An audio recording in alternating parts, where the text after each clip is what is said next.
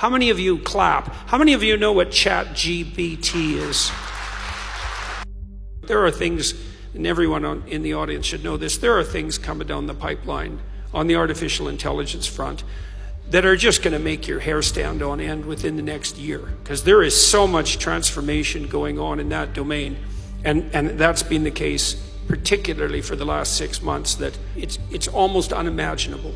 I figure a third of the universities will go broke in the next 5 years. So I'll tell you what ChatGPT is, just so you know, because you need to know this. And I don't know what sort of technological revolution this is. It's smarter than you. This is a big deal. So this AI system, it's a general language processing model, was released about a week and a half ago. And I went and interacted with it. It's an AI system, artificial intelligence system. It basically is trained on, well, a massive corpus of spoken or of text. So it's derived its models of the world from the analysis of human speech, essentially. It isn't using real world data yet, but that will be happening certainly within the next year. And ChatGPT analyzes a very large corpus of text, and that corpus is growing all the time. Now, it's already sophisticated enough. I went on to it last week and I said, okay, some of you know I've written these books, 12 Rules for Life, and then Beyond Order, 12 more rules, because, you can't have enough rules. And I asked it, this is what I asked it to do. I said, write me an essay that's a 13th rule for Beyond Order, written in a style that combines the King James Bible with the Tao Te Ching.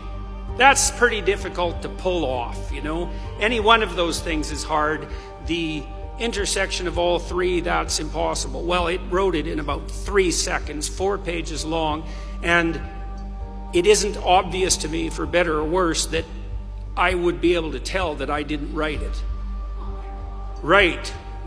And okay, and that's pretty impressive, but the fact that it could do that grammatically perfectly, right, and quite impressive philosophically. I also had it write an essay on the intersection between the Taoist version of ethical morality and the ethics that are outlined in the Sermon on the Mount, which it just nailed, got that dead right, brilliant. Again, it took it about 3 seconds.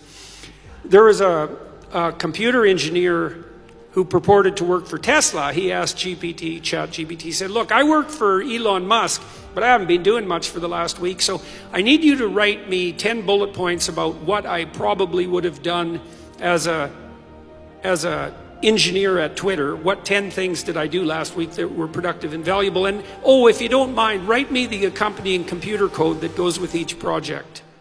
And it did that too, 3 seconds, and the computer code works. Right, and so that's already there. So then a university professor did this. He thought, that's interesting.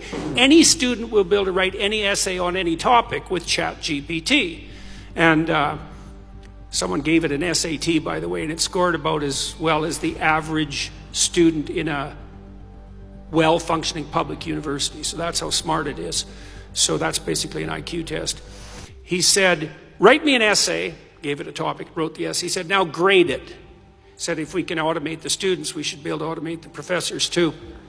And so it provided a complete, comprehensive analysis of its own essay with grade.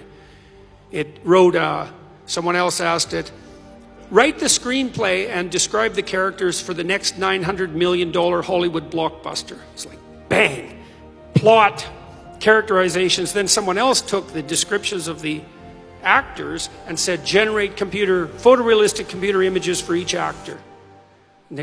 And all the AI systems could do that. So I'm going to tell you what's going to happen next. This is going to happen this year. So get ready. Okay, so now we have an AI model that can extract a model of the world from the entire corpus of language. All right, and it's smarter than you. And it's going to be a hell of a lot smarter than you in 2 years. So you can get ready for that too. But it's not that smart yet, because it's just a humanities professor at the moment. It doesn't test its linguistic knowledge against the real world. That's what a scientist does, right? You come up with a theory that's linguistically predicated, and then you throw it against the world and see if it sticks. And then the world tells you whether or not your linguistic construction is valid. But the new AI systems will be able to extract out patterns from the world itself, from images and so forth, and then be able to test their linguistic constructions against the world, and so they'll practice just like scientists. And the most advanced models are going to use text and image and action as well, because they'll be able to model human action. And all of that's going to come down the pipes within the next year. So hang on to your hats, ladies and gentlemen, because what did my friend Jonathan Pajot say? Giants are going to walk the earth once more. And we're going to live through that. Elon Musk, one of the things he's working on, he thinks that the world will be controlled by whoever produces the most functional AI system the fastest, because there'll be a first mover advantage. And one of the things Musk has been working on for a long time are distributed AI systems, so that you'll have your own artificial intelligence to protect you against, well, let's say against Google's artificial intelligence, for starters. Yeah, or the CCP's artificial intelligence, because you can bet your hat they're working on that about as fast as they possibly can.